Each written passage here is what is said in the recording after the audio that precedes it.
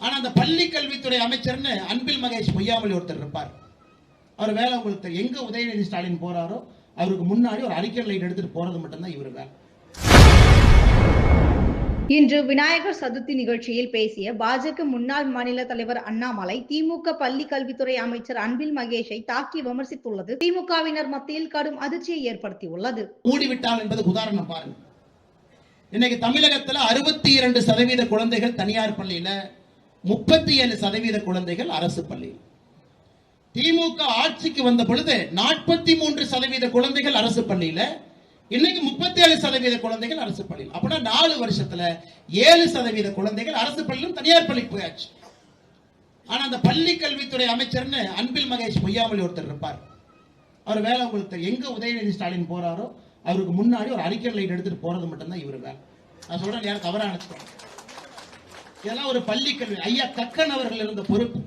காமராஜர் ஐயாவுடைய கேபினெட்ல, முதல் கேபினெட்ல கக்கன் ஐயா கல்வித்துறை அமைச்சராக கக்கன் ஐயா இருந்த பொறுப்பு.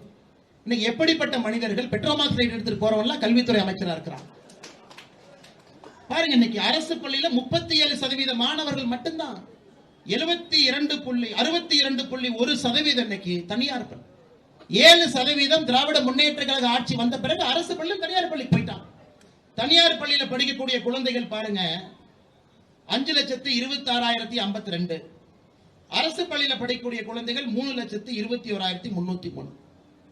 அதனாலதான் திரும்ப திரும்ப சொல்றோம், தமிழகத்தை பொறுத்தவரை மக்களுக்கு வேற ஏதோ வேணும், அரசியல்வாதிகளுக்கு வேற ஏதோ வேணும்.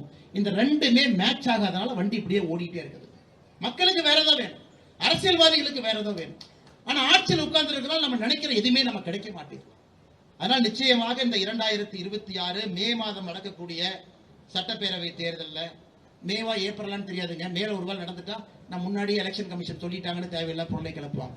ஏப்ரல் மாசத்திலேயோ மே மாசத்திலேயோ எப்ப அந்த தேர்தல் நடக்குதோ அன்னைக்கு நிச்சயமாக நீங்கள் எல்லாம் விநாயகருக்காக ஒரு முறை யோசிச்சு இந்த தர்மத்தை, எல்லா தர்மமும் நல்லா இருக்கணுங்க, நம்ம யாருக்கும் எதிரானவர்கள் கிடையாது.